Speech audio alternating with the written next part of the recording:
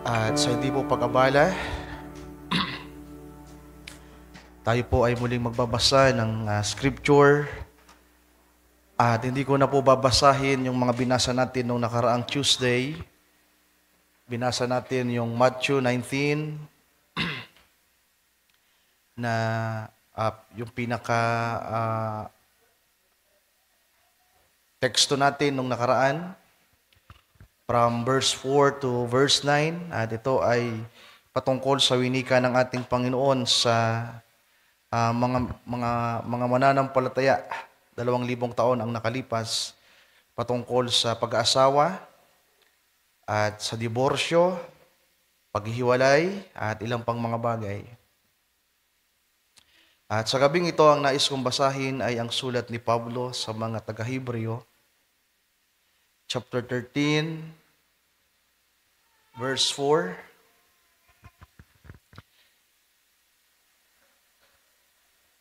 Sabi sa verse 4 ng Hebrews chapter 13, marriage is honorable in all, and the bed undefiled, but whoremongers and adulterers God will judge. Ang Diyos nawa ang magdagdag ng mga pagpapala at kapahayagan sa kanyang mga salita. Sabihin natin amen. Amen and amen. You may be seated, mga kapatid. Magandang gabi sa inyong lahat sa pangalan ng ating Panginoon. At welcome ulit sa ating mga visitors kay Manay Gracia at kay, lagi ko nakakalimutan, kay Pai Itoy. God bless you, Pai Itoy and Nanay Gracia. So bago tayo magpasimulang mag-aral muli, ay nais ko lang ipaalala yung in-announce natin ng linggo at in-announce ko rin sa group na sa darating na linggo ay meron tayong question and answer, mga kapatid. At wala pa pong nagbibigay kahit isa. Siguro walang problema yung mga kapatid. Nakakatawa naman kung naiintindihan talaga natin ng lahat. Pero nung nakaraan, nung nag-sharing kami nila Brother Alex, si Brother Alex ay napakaraming tanong. At sinagot na natin yung ilang mga tanong niya. At dalangin ko na kung meron mga ganong tanong at makakapagpaabot ng ganong tanong ay mas maganda para sa pangkalahatan na makakapakinig ng kasagutan sa mga tanong na naitanong ng ating kapatid Brother Alex, particular sa paksang tinatalakay natin about dito sa adultery, mga kapatid. So, bukas na po yung pintuan para sa mga katanungan ninyo. Pwede niyong i-message sa akin ng personal, pwede niyong isulat sa papel at ibigay. At sa biyaya at tulong ng Panginoon ay sisikapin natin na masagutan at sagutin ang lahat ng mga katanungan. At sa hapon, alas 3, huwag niyong kalimutan, ay communion natin. Communion and foot washing. At Lord willing, kung meron na tayong sapat na budget bukas, ay bibili na po kami ni Brother Edison ng kailangan natin para sa roof painting natin, mga kapatid. At sa kasalukuyan, meron pa lamang 3 na nakibahagi. Kasama na doon yung 2 kong kapatid, Sister Mary Ann at Sister Roslyn. So, labas sa amin, ay merong isang nagpaabot na ng kanyang pakikituwang. So, maliit man o malaki, mga kapatid, it doesn't matter. Ang mahalaga ay making parte kayo. It's either 50, 100, 200, yeah. Yung maliit na yan ay, kapag yan ay nakita ng Panginoon na mula sa ating puso, yan ay magiging susi para sa mga pagpapala at mga katugunan sa atin. Amen. So sa gabing ito, tayo po ay magpapatuloy sa ating series at tayo ay nasa part 6.1. Tama ba, Brother Ochot? Kasi nung nakaraan, part 6 tayo. Ngayon, 6.1. O 6.2. Okay. Part 6.2. At tayo ay nasa understanding and overcoming the spirit of adultery and fornication. At nung nakaraang Tuesday, nag-elaborate lang tayo, dinefine natin yung adultery, yung fornication, at ipinahayag ko na yung mga part, from part 1, tinalakay natin nung Tuesday yung part 1, then ngayong gabi, magsisimula tayo sa part 2, at ito ay hanggang part 7, mga kapatid. Hinati-hati ko sa ilang mga parte. At ang ilan ay mahaba, gugugol lang maraming sandali, yung iba naman ay magiging maikli lamang. So di tayo magmamadali para mas maintindihan natin ito. At ang pagtatalakay na ito, ulitin ko yung sinabi ko nung nakaraan, nung Tuesday, na ang pagtatalakay na ito ay hindi para ipakita sa atin na tayo ay marumi pa rin, na tayo ay makasalanan pa rin dahil sa mga pagkukulang at mga pagkakamaling nagagawa natin, partikular sa larangang ito, sa kalikasang ito na nasa tao pa. Habang nabubuhay ang isang tao, sabi pa ng propeta, ipinanganak ka ng mapakiapid. Yes. Ang ating magulang, sabi ni Brother Branham, si Eva ay naging mapakiapid. At lahat tayo ay ipinanganak ng, we are born as adulterous. At likas na yon na nasa atin. At ang pagtatalakay na ito ay hindi para sabihin wala tayong pag-asa, wala tayong chance dahil marumi pa rin tayo at may mga kahinaan na may kinalaman sa laman, sa pita ng laman at pita ng mata, at para sabihin ang layo pa natin sa perfection. Sapagkat ang perfection natin ay walang iba si Kristo. Mga kapatid, nabanggit nung nakaraan. Ang salita ang perpekto. Ang banal na spirito ang perpekto, kaya siya ang kailangan natin. Lahat ng ating kahinaan, lahat ng ating mga pagkakamali ay may kapatawaran. At tayo ay pinatawad na ng Diyos. At patuloy na pinapatawad. Yung mga nagdaang mga pagkakamali natin, all of us, banat at dalaga, yung mga young people natin, yung mga nanay at tatay na bumubuo sa mga pamilya, mag-asawa, may mga nakaraan tayo na hindi na natin dapat panghalungkatin. Isa to sa napag-usapan namin ni Brother Alex nung nakaraan, hindi naman kinakailangang i-dig natin yon. Yun ay tapos na. Pero hindi nangangahulugan na tapos na ang lahat. God forgive us. God already save us and redeem us. Not when we are baptized in the water, but before the foundation of the world. Pinatawad na tayo ng Diyos, tinubos na tayo, niligtas na tayo, pero hindi nangangahulugan, mga mahal kong kapatid, na tapos na. Ang Panginoon ay patuloy na gumagawa sa buhay natin. Kaya nga ang isang anak ng Diyos, ang isang nobya ni Kristo na pinatawad, patuloy yan nalilinisin ng Panginoon. Diba? Hindi naman nangangahulugan na nabautismohan tayo sa tubig sa pagsisisi, malinis na tayo. Sakdal na tayo. Lahat ng nabautismohan sa tubig sa pagsisisi na pinatawad ng Diyos ay may mga dapat pa rin i-overcome. Di ba? Yung mga ugali natin. Ang dami pa rin, alam nyo, ang dami pa rin. Di ba? Andun pa rin yung pride natin. Yung spirit of murder, andun pa rin. Andun lahat. At hindi lamang pagpapatawad at paglilinis ang nais ng Panginoon na gawin sa atin, mga mahal kong kapatid, kundi tuluyan na maging mga mananagumpay. Na ano pat, ang laman ay mamatay na kasama ng mga spiritong nandito. Kinakailangan itong mamatay. Ang laman ay kinakailangang mamatay, maipako. At ang mga espiritu, the unclean spirits, ay hindi lamang kinakailangang maitaboy, kundi kinakailangang ito ay tapusin. Kasi kung itataboy lang pala natin yan, babalik din yan, mga kapatid. Magiging kaaway pa rin natin yan, kagaya ng Israel, tingnan niyo. Isa sa naging suliranin ng Israel, hindi nila nilipol lahat. Hindi nila pinatay lahat. Di ba? Naalala nyo? Ito yung sinabi ng Panginoon sa kanila. Dahil hindi nyo inubos na linipol, magiging tinik ito sa inyo. Ang commandment ng Panginoon, lipulin lahat, walang ititira. Bawat tatapakan ng kanilang mga talampakan, lahat ng naroon ay kinakailangan nilang itaboy at patayin, mga mahal kong kapatid. Pero ang mga Hudyo ay naging kampante. Mababasa nyo yan sa Book of Joshua. Meron silang itinira. Tinaboy lang nila. At ito yung naging balakid sa kanila hanggang ngayon. Pero God knows all things. May dahilan ang lahat.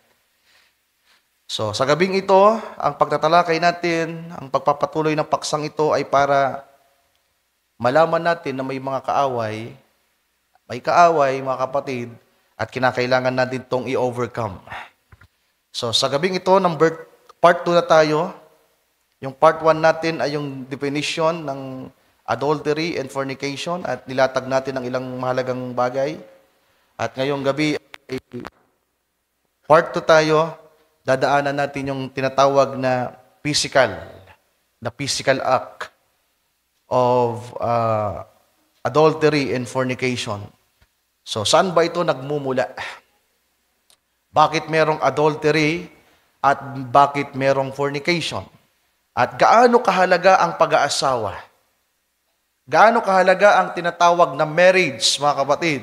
Nakagaya na binasa natin sa Hebrews chapter 13 verse 4, kung may mapapakita sa atin ulit, sabi ni Apostol Pablo, marriage is honorable in all, and the bed undefiled. But yung whoremongers na yan ay mga prostitute. Sa GNV, sa ISB, yan ay sexual immorality, immoral, ibig sabihin maruming paraan ng pamumuhay na labas sa tipan ng Diyos, labas sa kalooban ng Panginoon ng relasyon ng lalaki at babae. At itong adulterers ay isang kaso. Isang kaso yan, isang act na merong katumbas na kahatulan na sa isang taong gagawaan yan ay sa lumang tipan pa, sa commandment, ang judgment ng isang taong nagkasala ng adultery ay kamatayan. Babatuhin ka hanggang sa ikaw ay mamatay. Naalala nyo yung babae sa John chapter 8? Yung kinaladkad ng mga Pariseo, ng mga Hudyo, at dinala sa ating Panginoon, sabi nila, ang babaeng ito ay nahuli mismo sa akto ng pakikiapid. Ano nga ang masasabi mo dito? Sabi ng mga tao, ang taong yan ay kinakailangang mamatay, batuhin hanggang sa siya'y mamatay. So, ang kasalan ay napakahalaga.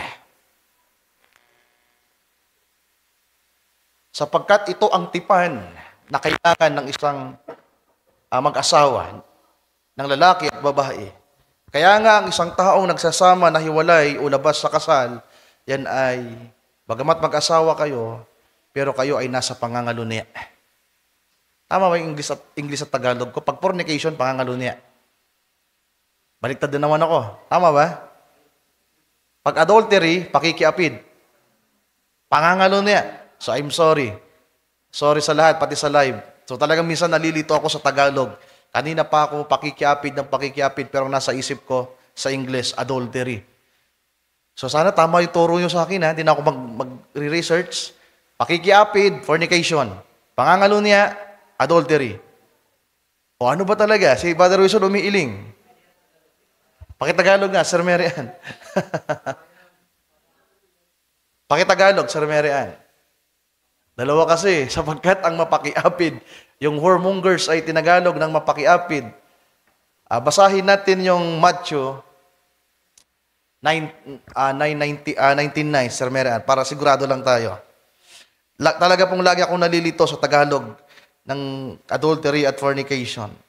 Matthew 19:9, Tagalog. English muna. English muna natin. And I say unto you, whosoever shall put away his wife, except it be for fornication, and shall marry another, committed adultery. Sige, Tagalogin na natin.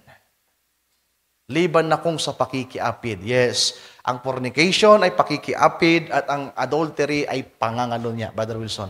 Umiiling-iling kasi si Brother Wilson kanina, kaya sumang-ayon na kay Brother Chad eh. Okay, ang pangangalunya ay adultery at ang pakikiapid ay fornication.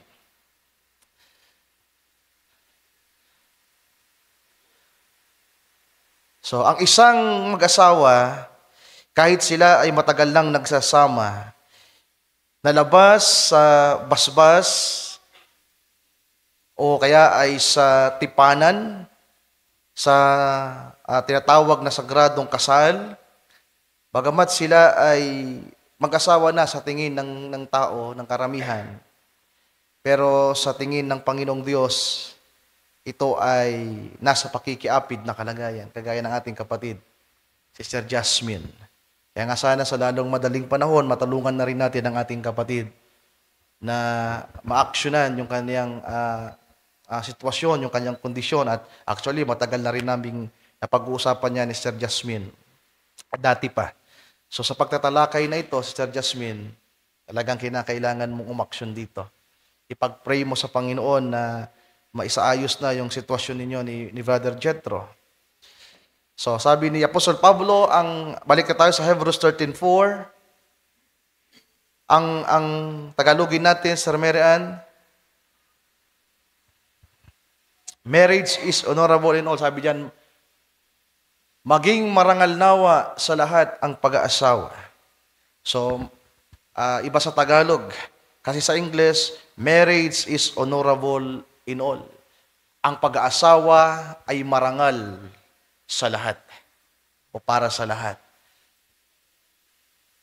Dapat ito ay ginagawang may karangalan, mga mahal kong kapatid, sapagkat ito ay batas ng Diyos at ang meron diyan ay tipanan. Ang meron diyan ay covenant, mga mahal kong kapatid. Makinig kayong mabuti. Sapagkat pwedeng ang isang tao, ang isang mananampalataya ay hindi nakikiapid o nangangalunya in physical. Pero pagdating sa spiritual, nabanggit ko na ito ng Tuesday, isa siyang mapakiapid at mangangalunya. Sapagkat wala siyang commitment sa ministry. Ang mga mapakiapid at mapangalunya, ang isang wala sa kanila ay ang tinatawag na tipan o commitment. Kaya maraming mga so-called Christian na mahatulan sa tinatawag na pakikiapid at pangangalunya sapagkat hindi nila na-commit sa isang iglesia, sa isang pastor ang kanilang buhay. Andiyan pa ba kayo, mga mahal kong kapatid? Dadaanan natin yan sa spiritual act. Pero nabanggit ko na para meron kayong ideya. Nasa physical act pa lang tayo, ang meron sa kasalan ay commitment, tipan, batas ng Diyos na isinagawa, kalooban ng Diyos na isinagawa ng dalawang tao na nagmamahalan, lalaki at babae. At ang mga mapakiapid at mga ngalunya, mga mahal kong kapatid, ito yung wala sa kanila. Ulitin natin, yung mapakiapid or fornicators, mga taong walang asawa, lalaki at babae na walang asawa, na ginagawa ang gawain ng mag-asawa. Malinaw. Kaya nga sabi ni Pablo, wag nawang magkadungis ang higaan. At ang pangangalunya ay gawain ng mga taong kasal. Merong tipan na ginawa. Pero merong relasyon sa iba. May mga kabit. May ikalawang asawa, pangatlong asawa, na hindi sila legal. Sapagkat hindi maaring magkaroon ng dalawang kasulatan. Hindi pwede magkaroon ng dalawang tipan. Kinakailangan isa lang. Kaya nga ang lumang tipan, kinakailangang mawala sapagkat merong bagong tipan. Pinawalang bisa ng bagong tipan ang lumang tipan, mga mahal kong kapatid. Nagkakaintindihan po ba tayo? So ang meron dito ay tipanan. Kaya ang nagkakasala ng pangangalunya at pakikiapid ay mga taong hindi inuunor ang tipan ng ang covenant ng Diyos, ang tipan ng Diyos, mga mahal kong kapatid. At sa lumang tipan pa, sa 10 kautusan, basahin natin ngayong gabi, nung nakaraan din natin ito binasa, para lang makita natin mismo na ito ay parte ng 10 kautusan at ito ay pang-7. Di ba? Perfection, completion. Itinapat talaga siya ng Panginoon sa pang-7. Exodus chapter 20 verse 14, sabi dito, thou shall not commit adultery. Huwag kang mangangalunya.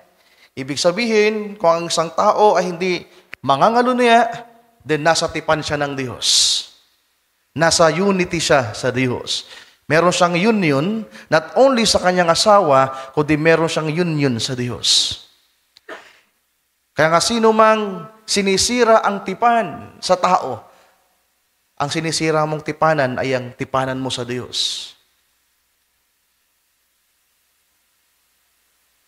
Oo, in physical, marami pang ligtas sa atin dito, mga mahal kong kapatid.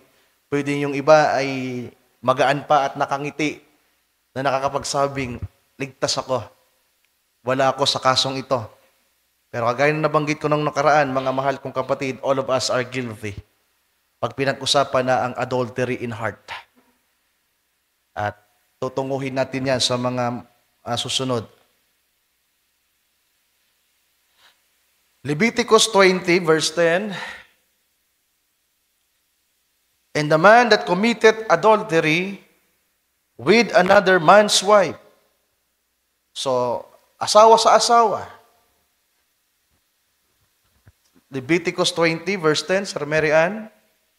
And the man that committed adultery with another man's wife, ibig sabihin isang lalaki na kinuha ang asawa ng iba, even he that committed adultery with his neighbor's wife, the adulterer and the adulteress shall surely be put to death. So, laging dalawa. Kaya nga sabi ng propeta, walang nagkakasala ng pakikiapid o pangangalunya ng nag-iisa. Parihas sila majajudge. Ito physical. Kinuha yung asawa ng iba. Kinuha yung asawa ng kapitbahay. That's adulterous o adultery, mga mahal kong kapatid. At sa lumang tipan, ang judgment dyan ay kamatayan.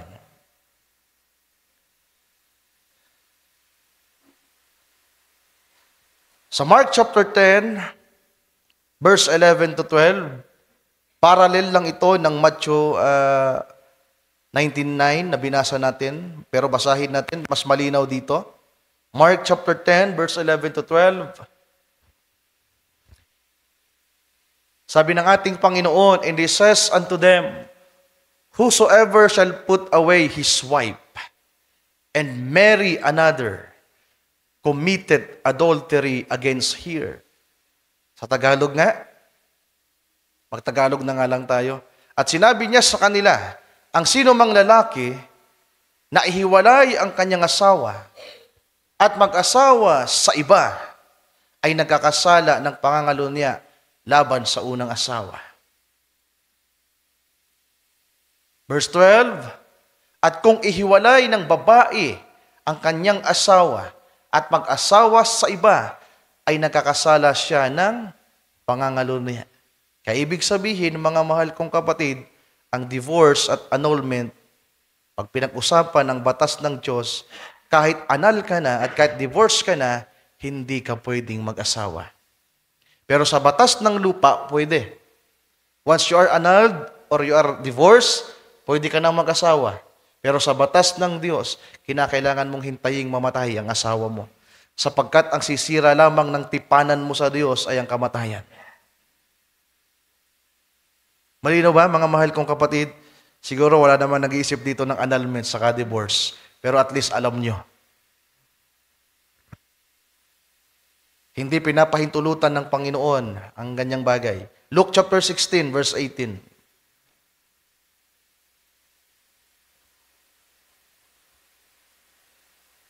Sabi niya, ang bawat lalaki na inihihiwalay ang kanyang asawa at mag-asawa sa iba ay nagkakasala ng pangangalunya. At ang mag-asawa sa babaeng inihiwalay ng kanyang asawa ay nagkakasala ng pangangalunya. Kaya walang ligtas. Pag hiniwalayan ko si Matit at nag-asawa ako ng iba, ay am adulterous. Pag si Matit naman inasawa ng iba, she and he are adulterous. Lahat. Kasi nga, may tipan, mga mahal kong kapatid. Pero yung mga taong walang papel, wala pang tipan, wala pang kasalan, at nandun sila sa isang bahagi na tinatawag na fornication or pakikiapid. Kaya yung unang tinatalakay natin ay physical adultery, at dito tayo sa pangalawa, tinatawag na physical fornication.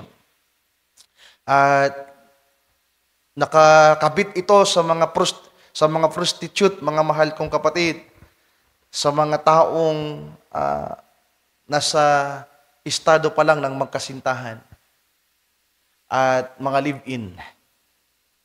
So, ang pagiging magkasintahan, boyfriend, girlfriend, hindi po sila allow na gawin ang gawain ng mag-asawa.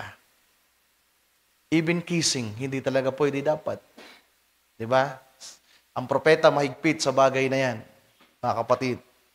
Mga dalaga at binata, even kissing, even dates, yung pagdi-date, bawal yan sa mensahe. Yeah. Maluwag lang tayo ng mga nakaraan kasi di pa natin to tinatalakay. Pero even dates,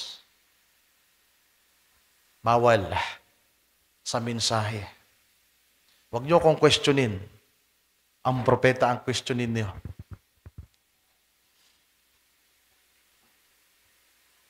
Kaya sa mga dalaga pa dito, mga binata pa dito, asan si Jongjong? Wala si Jongjong? Busy, in trams kasi. Mga binata natin, you are not allowed to do what the married couple are doing. Malinaw ba, mga kapatid? Kaya nga habang bata pa, mga young people, kagaya ng anak ko si Chichi, si Nani, asan si Ate Nani, ang babata nyo pa. Even 18 years old, bata pa yan. 20 years old, bata pa yan. Wag na wag kayong papasok sa relasyon. Ang meron dyan, pita ng laman. Emosyon na tinatawag na pag-ibig, pero hindi makalangit na pag-ibig. Ang pag-ibig na yan ay the eros love. Akala mo, mahal mo. Pero pita lang yan. Last ang tawag na yan. At yan ang mortal na kalaban ng tao. Yan ang mortal na kalaban ng pag-ibig ng Diyos. Sapagkat dinadaya ka ng isang damdamin na akala mo pagmamahal, pero hindi pala. Kasi kung para yan talaga sa'yo, kung kayong para sa isa't isa, makakapaghintay kayo.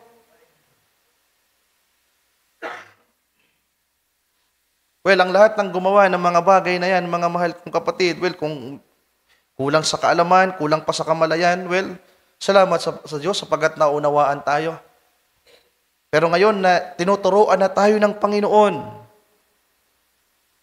dinala tayo sa pag-aaral, sa paksang ito, well, panahon na siguro para makipagbaka tayo ng mabuting pakikipagbaka ng higit pa.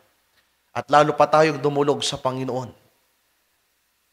Hindi nangangahulugan na ini-expose yung kahinaan mo sa kalagayang ito para sabihing makasalanan ka pa, marumi ka pa, mahina ka pa. Kapag nakita mo sa sarili mo ang tinatawag na pita, isa lang ibig sabihin yan, nangangailangan ka pa ng higit na salita sa puso mo. Nangangailangan ka ng higit pang paggawa ng Diyos sa buhay mo.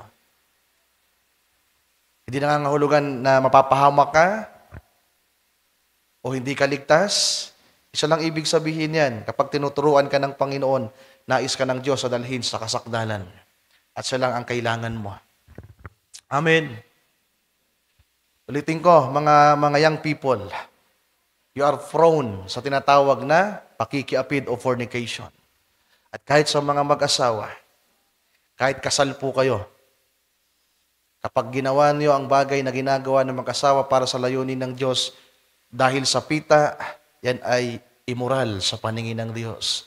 At dadaanan natin yan sa manifestation, yung mga inisa-isa ko sa inyo, na bakit may mga tinatawag na birth control, merong mga family planning, etc. Dadaanan natin yan. Lahat ng yan ay dahil sa pita, mga kapatid. And may the Lord help us. So sana po nagkakaintindihan tayo. Hindi tayo nalilito sa adultery at fornication. So ang fornication ay kadalasan, una, ay nakakagawa nito ay mga magkasintahan pa lang, wala pang asawa.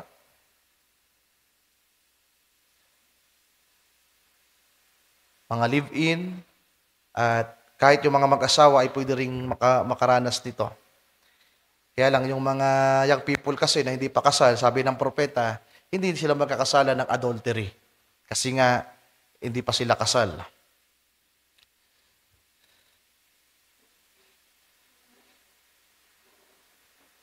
Sa 1 Corinthians, basahin natin mga kapatid.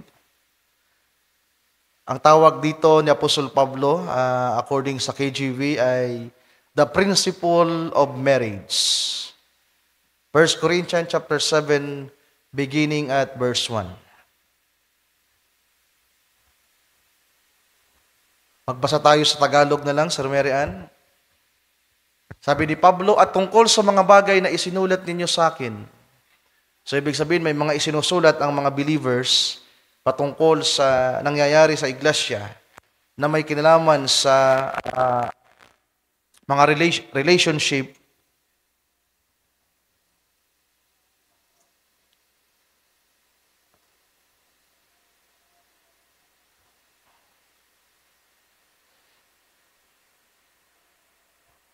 Kung aatras tayo sa chapter 5 ng 1 Corinthians, ang title dyan ay Sexual Immorality Defiles the Church. Yeah, you can see that. Makikita nyo yan sa KJV ninyo. Ipakita mo nga, Sir Mary Ann. Punta tayo sa KJV. Para lang maintindihan natin yung konteksto ni Apostol Pablo, yung mensahe niya. Sa chapter 7. Punta tayo sa KJV.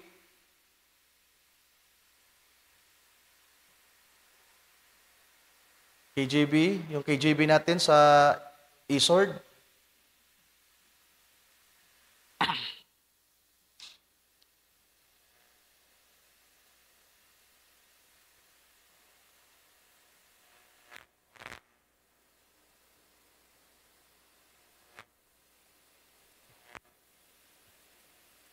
Yeah.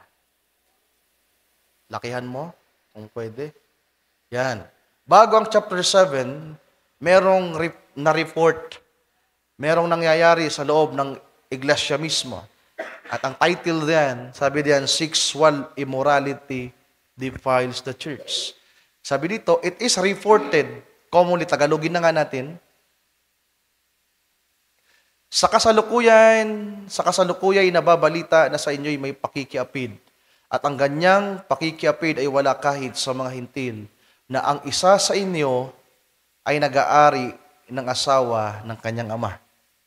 Nakuha nyo? For example, si Kuya Ninoy, inasawa si May Shirley. Ganyan yung kaso sa Korinto. Yung asawa ng kanyang tatay, nanay niya mismo, parang yung kasalanan ni, sino yung isang anak ni Noah? Si Ham, di ba? Si Ham, di ba? Si Ham. Inasawa ni Ham yung kanyang nanay mismo, kaya ipinanganak yung si Kanaan ba? Di ba? Tama, mga kapatid. So, merong nababalita na fornication at, o sabihin natin, immoralidad sa iglesia ng Korinto. Kaya pagdating sa chapter 7, nilinaw ni Pablo ang bagay na ito. Sabi niya, balik tayo sa chapter 7, at tungkol sa mga bagay na isinulat ninyo sa akin, mabuti sa lalaki ay huwag humipo sa babae. So, hindi yan literal lamang na paghipo, mga kapatid. Pero sa mga magkasintahan, again, sa message, mga mahal kong kapatid, bawal ang holding hands. Bawal po ang holding hands. May mga simbahan nga, alam ko bawal sumuno sa motor. Kaya lang, ang daming nakakagawa niyan . At meron niyang consequence, mga mahal kong kapatid, along the way, pag hindi dumaan sa tama. Well, kung sa mababaw na paraan, talagang bawal mag-holding hands, bawal humipo ang lalaki sa babae. Pero ang pinupunto dyan ay yung immoral, mga mahal kong kapatid.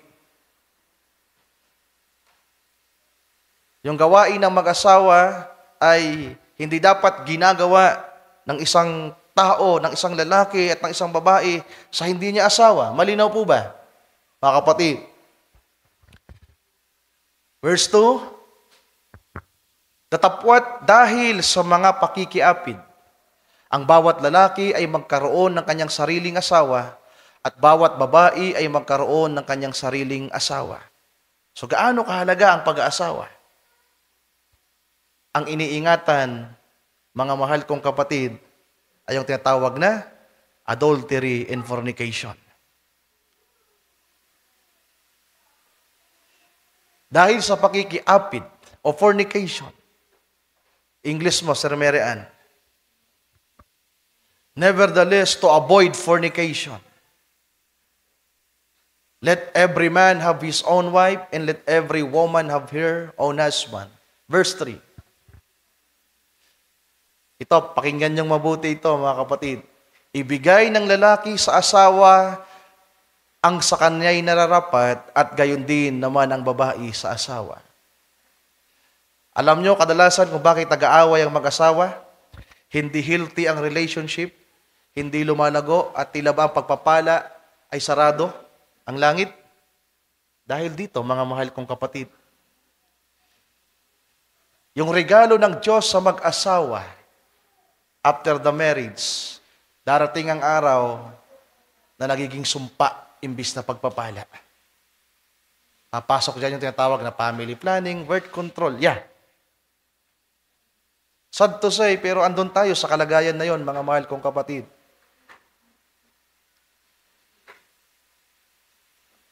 Hindi naman nangangahulugan na walang pagpapala ang Panginoon sa atin, pero limitado.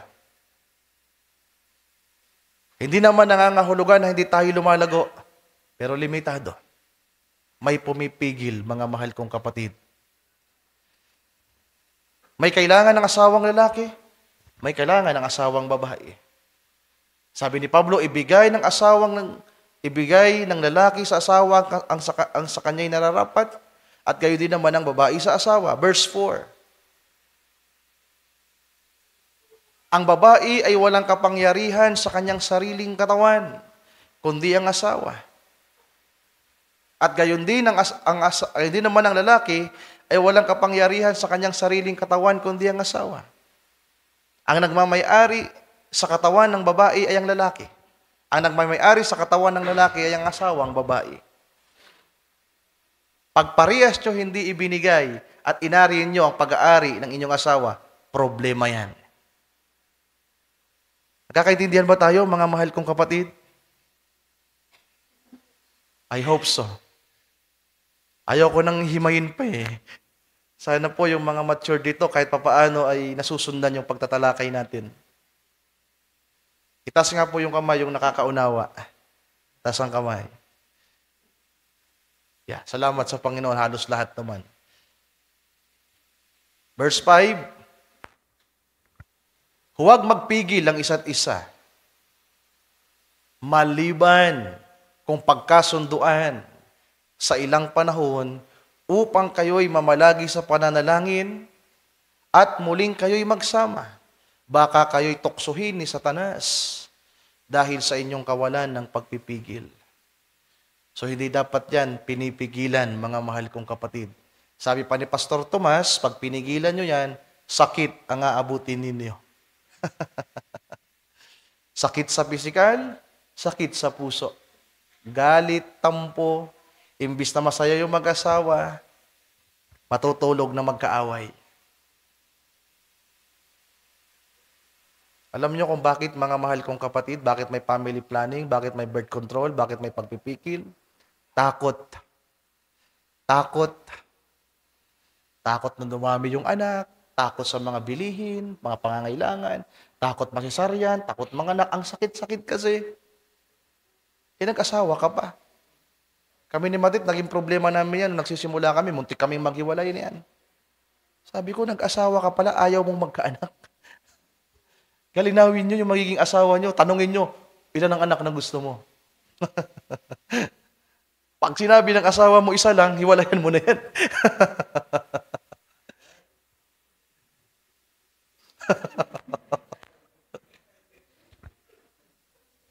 Okay ba yun, mga brothers?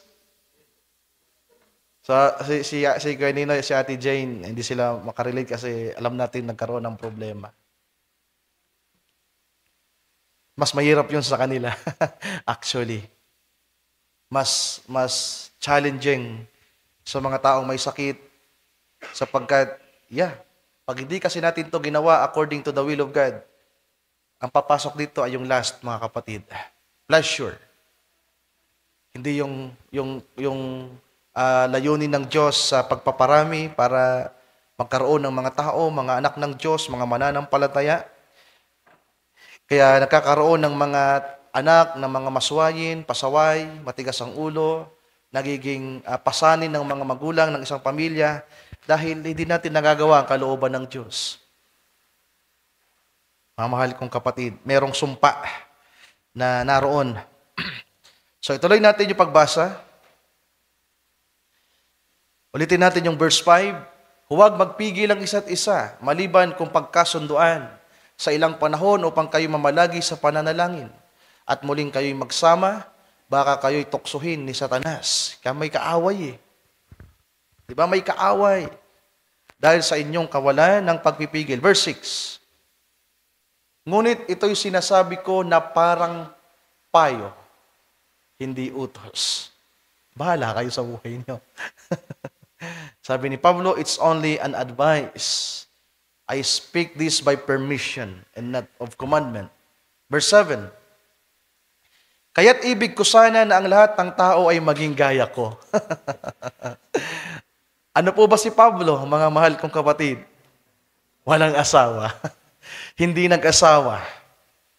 Meron siyang gift of celibacy, mga kapatid.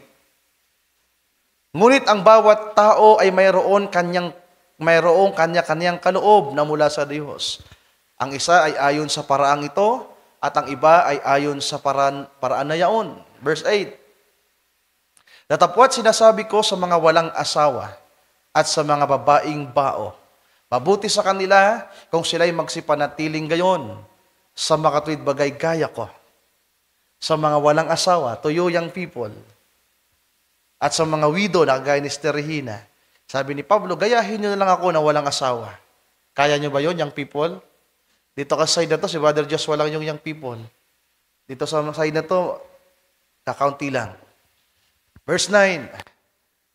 Ngunit, kung sila'y hindi makapagpigil, Sister Regina,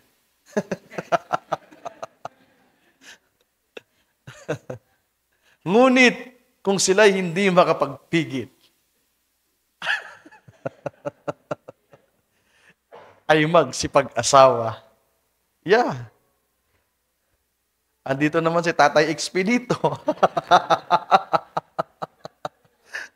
Yeah, pinapagaan ko lang yung bigat ng ating tinatalakay. Sapagkat magaling ang mag-asawa kaysa mga ningas ang pita. See? Ano ang meron sa adultery? Ano ang meron sa fornication, mga mahal kong kapatid? Lust. At ang kalaban ng lust ay ang pag-ibig na makalangit. The agapaho. The agape love. Kaya nga mawawala lang ang lust na yan kapag ang pag-ibig ng Diyos, which is si Kristo, ay manahan sa atin ng lubusan. We cannot defeat lust by our own. Madidefeat lang natin ang makapangyarihang pita na yan sa pamamagitan ng mas makapangyarihang Diyos natin. Greater is He. Amen. Diba? That He that is in the world. Mas dakila ang ating Panginoon. Verse 10. Sayo ko muna mag-adlib. Verse 10. Tatapwat sa mga may asawa ay aking ipinag-uutos, ngunit hindi ako, kundi ang Panginoon. So ito daw ay utos ng Panginoon na ang babae ay huwag gumiwalay sa kanyang asawa. Verse 11. Tatapwat kung siya'y humiwalay, ay manatiling walang asawa, o kaya'y makipagkasundo sa kanyang asawa, at huwag hiwalayan ng lalaki ang kanyang asawa, vice versa. Verse 12. Tatapwat sa iba, ay ako ang nagsasabi, hindi ang Panginoon. Kung ang sino mang kapatid na lalaki ay may asawang hindi sumasampalataya, At kung kalooban niyang makipamahay sa kanya, ay huwag niyang hiwalayan. So, yung may mga kasong ganun. Kung ang isang lalaki ay ang asawa niya ay unbeliever, kung gusto niyang pakisamahan pa rin, okay lang. Kung gusto niyang hiwalayan, pwede. Pero ang utos na yon ay kay Pablo lang, mga kapatid.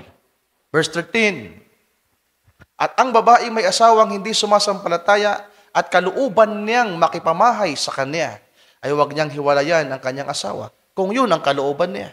Mahirap po kasi kapag ang isang asawa, ang asawa niya ay hindi mananampalataya. Pagpabawalan kang umattend, aawayin ka dahil sa pananampalataya. Kaya nung unang panahon, sa panahon ni Pablo, ina-advisean niya, nahiwalayan mo na lang yan. Kaya hindi po ganon kadali ang magkaroon ng asawang hindi mananampalataya. Mas challenging, mas struggle, mga mahal kong kapatid. Verse 14, sapagkat ang lalaking hindi sumasampalataya ay nagiging banal sa pamamagitan ng kanyang asawa. Kung mas malakas yung lalaki, kung mas malakas yung babae. Di ba? Well, kung mas malakas yung lalaking believer, maakay niya ang kanyang asawang babae. Kung mas malakas yung babaeng believer, madadala niya ang kanyang asawang unbeliever. Naintindihan niyo ba, mga mahal kong kapatid? So, kaya nga kung gusto mong masave, maligtas yung asawa mo na hindi mananampalataya, wag mong hiwalayan. Ipag-pray mo ng ipag-pray, invite mo ng i-invite. Pero kung inaaway ka, inaabuso ka, at pinagbabawalan ka, may karapatan ka. Pero ikaw ang magdidesisyon sa bagay na yan. Verse 15, may katugsong pa. At ang babaeng hindi sumasampalataya ay nagiging banal sa pamamagitan ng kanyang asawa. Sa ibang paraan o ibang paraay, ang inyong mga anak ay nagkakaroon ng kapintasan. Ngunit kayo'y mga banal. So, yun ang magiging suliranin pa, mga mahal kong kapatid, na yung mga anak natin, yung mga supling ng mga kapatid na nasa ganung kalagayan, na mananampalataya at hindi mananampalataya, nakakaroon ng problema. For example, Sir Nilda. Nung nakaraan lang, kinausap ako ni Sir Nilda, nag-usap kami, at ang isa sa ipinahayag niya ay patungkol sa kanyang mga anak, na ngayon ay naroon sa mundo. At ganoon talaga, mga mahal kong kapatid, napakahirap na ang asawa ay hindi mananampalataya. Verse 15, gayon may kung humiwalay ang hindi sumasampalataya, ay bayaan siyang humiwalay. So kung ang magdesisyon ay yung unbeliever, bayaan mo siyang humiwalay na sa'yo. Kung hiwalayan ka niya, sige, makipaghiwalay ka. Ang kapatid na lalaki o kapatid na babae ay hindi natatali sa mga ganitong bagay, kundi sa kapayapaan kayo tinawag ng Diyos. So kung ang hindi mananampalatayang asawa, both sa lalaki o babae, kung gusto lang hiwalayan yung believer na asawa, pwede yon, mga mahal kong kapatid. Pero hindi pwede mag-asawa yung believer na kapatid. Verse 16, sapagkat paanong malalaman mo o babae kung maililigtas mo ang iyong asawa? O paanong malalaman mo o lalaki kung maililigtas mo ang iyong asawa? Kaya ang pag-aasawa ay hindi pakikipagsapalaran, mga mahal kong kapatid. Kamaigpit din ang payo ni Pablo, huwag makipamatok sa hindi mananampalataya. Para ka kasing sumuntok sa hangin. Sumugal ka. Kapag ang isang young people pinili ay hindi mananampalataya, isinugal mo ang iyong pananampalataya. Sumugal ka. Hindi mo alam kung maililigtas mo. Pero sige lang. Di ba? Ang Diyos pa rin ang kaya mong tiisin naman yan eh. Kung kaya mong magtiis na ang asawa mo hindi mananampalataya, then go. Pero pag dumating ang araw na andyan na yung mga compromises, yung mga consequence, mga kapatid, so kailangan mong magpasya. So malinaw po ba? So yan ang tinatawag na principle. Bakit mahalaga ang pag-aasawa? Marriage is honorable. Bakit mahalaga ang kasalan?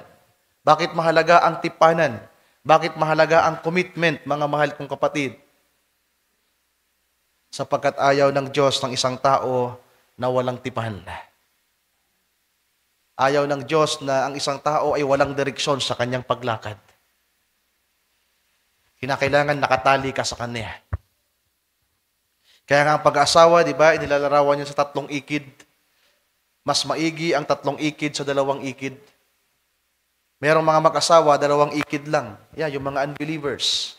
Pero ang may 3 ikid, sabi ng scripture, mas matibay. Sapagkat ang pangatlong ikid, yung pangatlong tali na tumatali, walang iba ang Diyos. Amen. Ang ating Panginoong Jesucristo. Kaya maiiwasan ang tinatawag na pakikiapid, mga mahal kong kapatid. Lalong-lalo na sa mga kabataan. Kung papahalagahan nila ang batas ng Diyos na pinairal niya sa lupa. At ito ay ang sagrado, ang kasagraduhan ng kasalan, mga mahal kong kapatid. So I hope malinaw po sa bawat isa atin. So tungo tayo sa pangatlong bahagi, part 3. Kanina, yung part 2 natin ay physical act. Nakita natin kung ano meron diyan. Dahil tungo tayo sa tinatawag na the spiritual act. Part 3.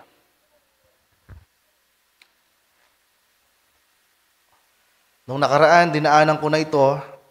Ang una na meron sa spiritual act, i-take note nyo na lang uli sa part 3 natin, idolatry, pagsamba sa Diyos-Diyosan. At ang pangalawa ay ang tinatawag na adultery in the heart. Ito yung sinasabi ng ating Panginoon sa Matthew chapter 5, basahin natin, verse 37. You have heard that it was said by the old time, sa Tagalog, narinig ninyong sinabi, sa lumang tipan, nung unang panahon, huwag kang mangangalunya. Verse 28, tatapwat sinasabi ko sa inyo, na ang bawat tumingin sa isang babae na taglay ang masamang hangad ay nakakasala na ng pangangalunya sa kanyang puso. Yan yung tinatawag na spiritual act, mga mahal kong kapatid. At mas mapanganib po ito. Do you agree with that?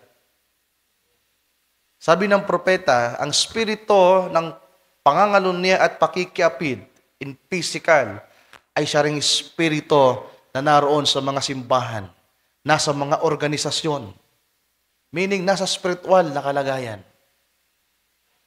Kaya same lang.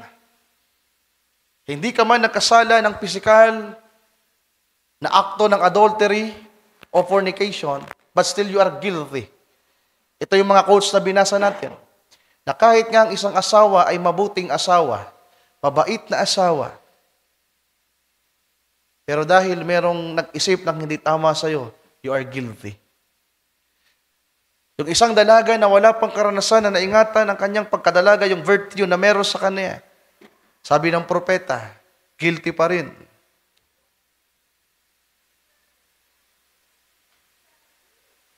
Kaya walang makakaligtas dito.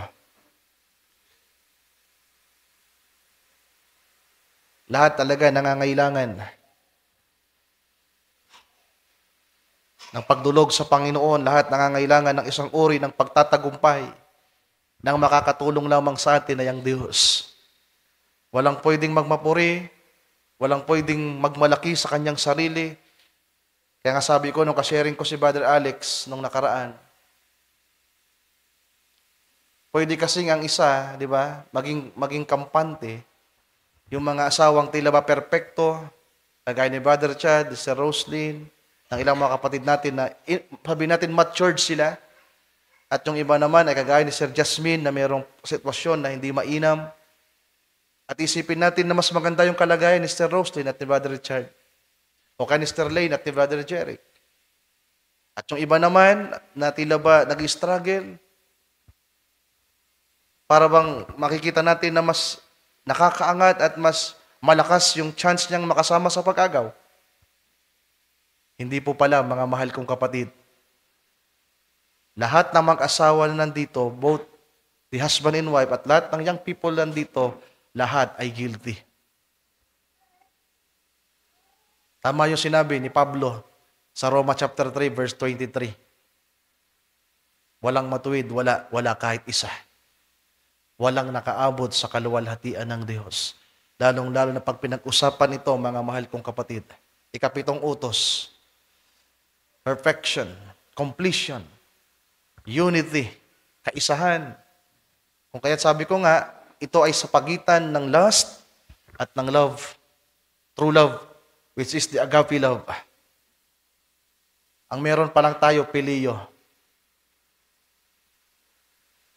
At sa pilio nga, nabibigo pa tayo. Ano meron sa pilio love, mga mahal kong kapatid? Pag-ibig sa kapatid. Pag-ibig sa magulang. Ito yung tinatawag na brotherly kindness. Kapag may kakayahan kang umibig sa iyong kapatid, umibig sa iyong magulang, umibig sa iyong asawa, sa iyong anak, you have the filial love. Ganyang uri ng pag-ibig meron si Pedro. Pero ang hinahanap ng Panginoon na pag-ibig sa atin ay pag-ibig ng Diyos. At ito lamang ang may kakayahan. Mga mahal kong kapatid, na pagtagumpayan ang spirito ng pita ng laman. Ang kahalayan, ang adultery at fornication, ang puksa lamang riyan ay ang pag-ibig ng Diyos. At ang pag-ibig na ito ng Diyos ay dito damdamin. Ito ay persona ni Kristo, mga mahal kong kapatid. Kaya lagi kong sinasabi, ang kailangan natin para magtagumpay ay ang pangako. Ang pangakong Espiritu Santo. Gaano ito kahalaga sa isang mananampalataya na ito yung kanyang pakanasain, ito yung kanyang ipanalangin, ito yung kanyang ipapriority sa kanyang buhay. Hindi yung mga bagay na meron dito sa ibabaw ng lupa. So, sa spiritual act, merong dalawang bahagi, mga mahal kong kapatid. The idolatry and the adultery in the heart. At lagi itong magkaugnay sa lumang tipan. Mababasa nyo yan sa Jeremiah, sa Hosea. Ang Israel ay nag-commit ng tinatawag na adulterous act. Basahin na lang natin ng isang chapter sa Jeremiah. Sa chapter 3, i-take note nyo na lang, verse 6 to 20. Jeremiah chapter 3, verse 6 to 25. So medyo mahaba.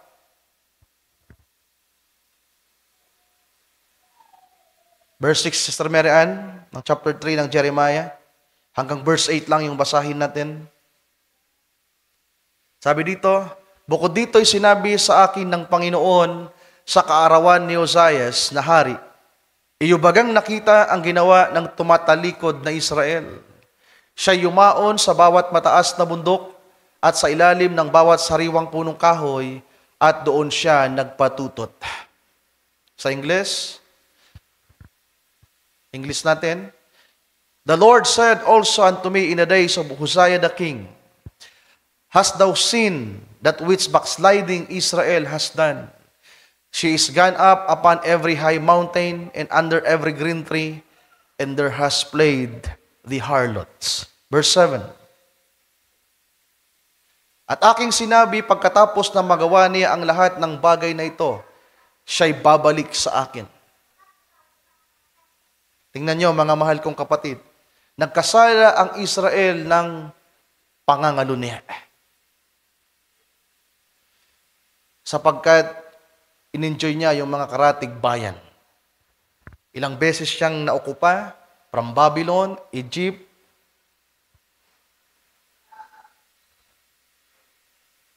at sa panahon ito, sa panahon ng Babylon, nagkasala ng paulit-ulit ang Israel ng spiritual adultery sa Panginoon. Pero lagi nagbibigay ang Diyos ng chance. Sabi ng Panginoon, babalik sa akin si Israel. Asawa ko siya. Diba? Itinuring ng Panginoon na asawa ang Israel. Sabi ng Panginoon, babalik siya sa akin. Ngunit hindi siya bumalik. At nakita ng taksil niyang kapatid na Huda. Verse 8. At aking nakita nang dahil dito sa pangangalunya ng tumatalikod na Israel, akin siyang pinalayas at binigyan ko siya ng sulat ng paghihiwalay. Gayon may hindi natakot ang taksil niyang kapatid na Huda, kundi siya man ay yumaon at nagpatutot. So yung dalawang kingdom ay same, nagkasala sa Diyos. The kingdom of Israel and the kingdom of Judah, mga mahal kong kapatid. English natin, yung verse 8, Sir Mary Ann. And I saw, when for all the causes were, mas pinili ang ibang bayan kaysa sa Panginoon. Mas pinili na pumanig sa mga bansang kaaway ng Diyos.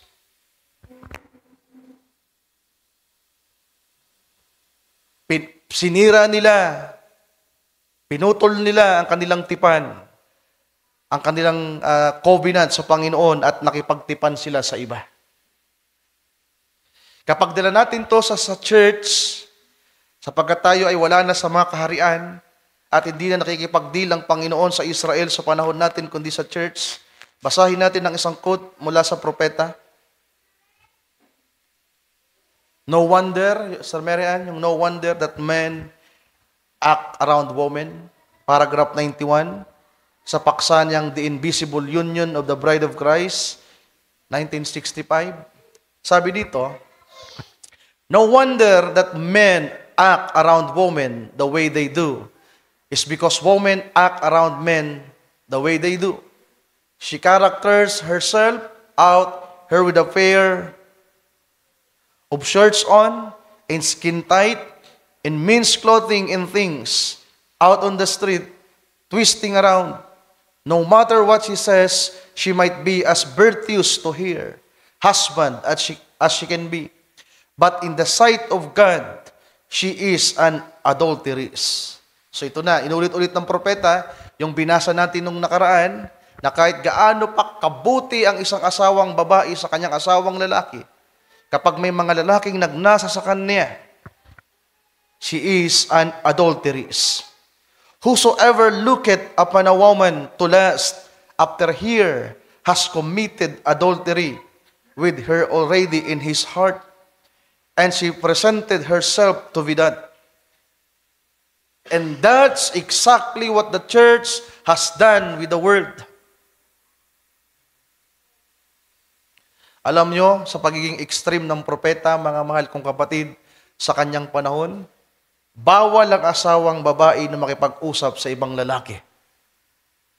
Bawal makipagkaibigan ang asawang babae sa ibang lalaki. At habang binubulay ko ang paksang ito, ang sumagi sa akin ay ang James chapter 4 verse 4. At kung babasahin natin ang James chapter 4, bago natin balikan ang paragraph na yan, hanggang 94. Sa James chapter 4, verse 4, tingnan niyo ang winika ni Santiago dito.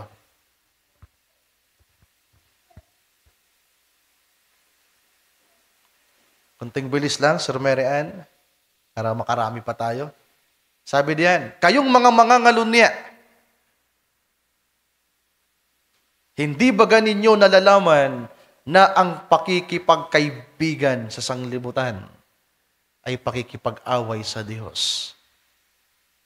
Ano ang meron? Anong punot dulo ng pakikipagkaibigan sa sanglibutan?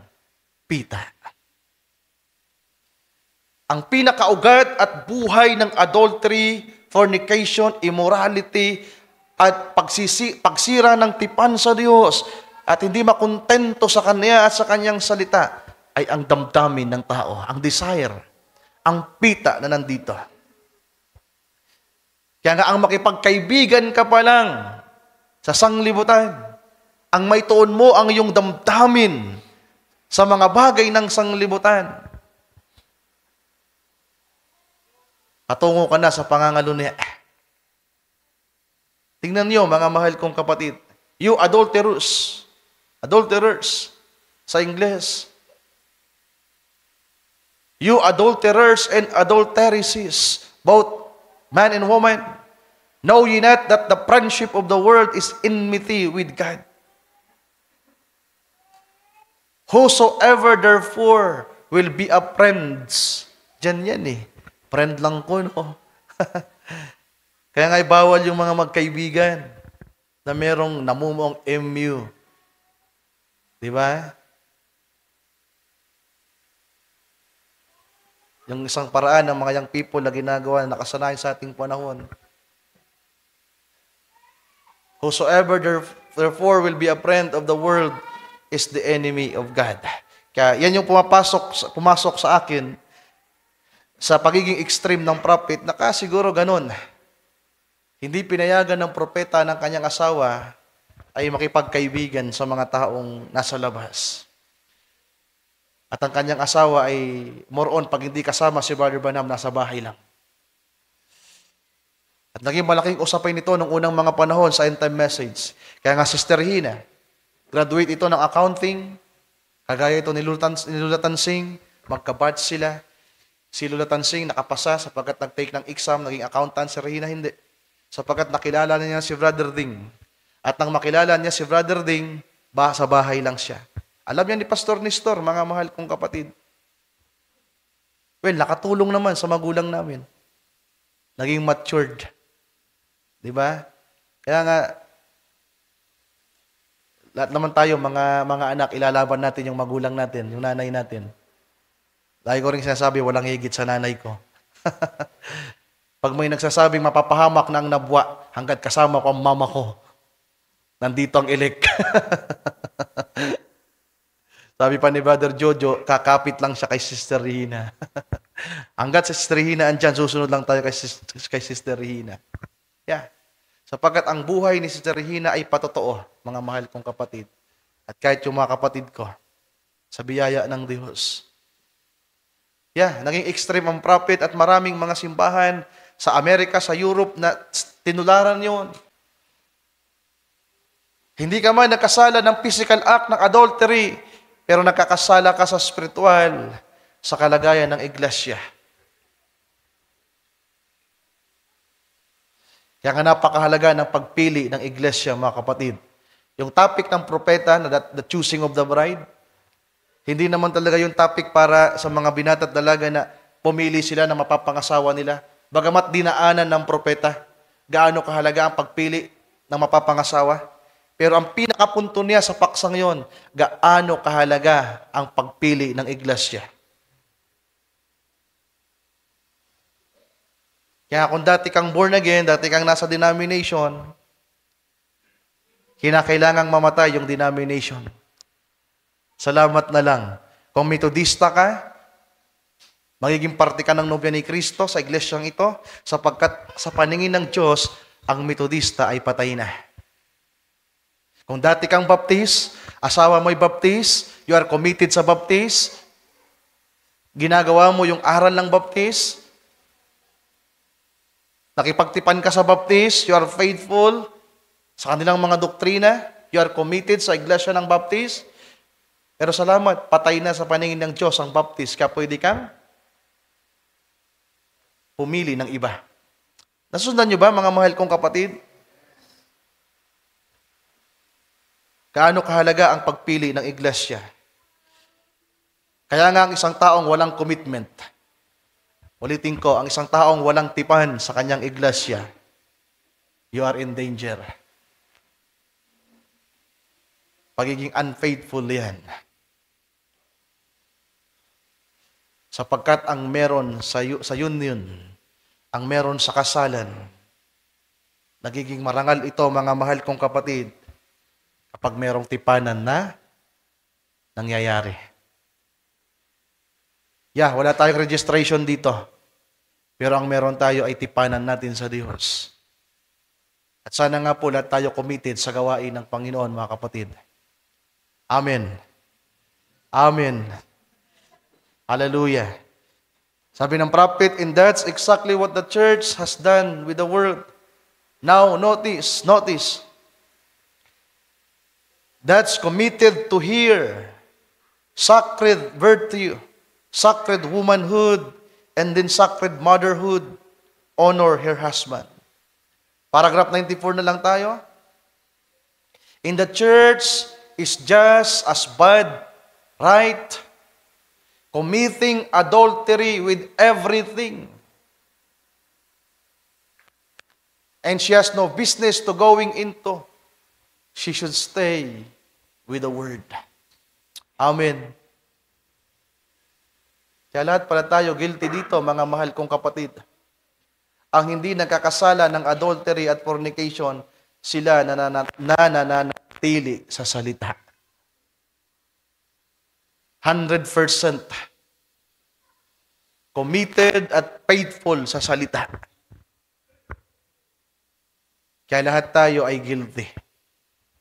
Walang pwedeng magmataas, walang pwedeng magmapuri. Lahat tayo ay guilty. Nangangailangan ng paggawa ng Diyos. So dito ko na muna ito tatapusin, mga kapatid. Ang susunod natin ay ang manifestation na.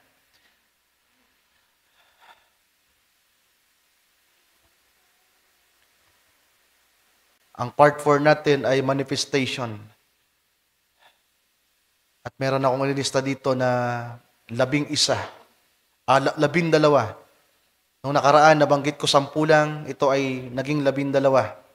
Merong nakadagdag habang patuloy na nag-aaral. Naidagdag ko yung tinatawag na infidelity, mga mahal kong kapatid. So, meron pang mga nakadagdag dito. So, next Wednesday, ang tatalakayin po natin ay ang manifestation ng Spiritong ito. Pero bago yan, bago tayo tuluyang magtapos, nais kong bumasa ng quote pa ng prophet. Introduction para sa part 4 natin. Another quote, Sir Mary Ann. Unclean spirit. Unclean spirit makes them do unclean things. Yeah. Diyan na lang sa part na yan para makasave tayo. That man who lived within adultery and uncleanliness and everything like that, unclean spirits makes them do unclean things. Every one of them. So anong meron dyan, mga mahal kong kapatid? Bakit merong adultery? Bakit merong uncleanliness? Bakit merong fornications? Unclean spirits makes them do unclean things. Meron po bang spirito? Kaya nga nang si David magkasala ng adultery, ano sabi niya? Renew a right spirit within me. So dadaanan natin yan si David, mga mahal kong kapatid. Another quote, denomination are not of God.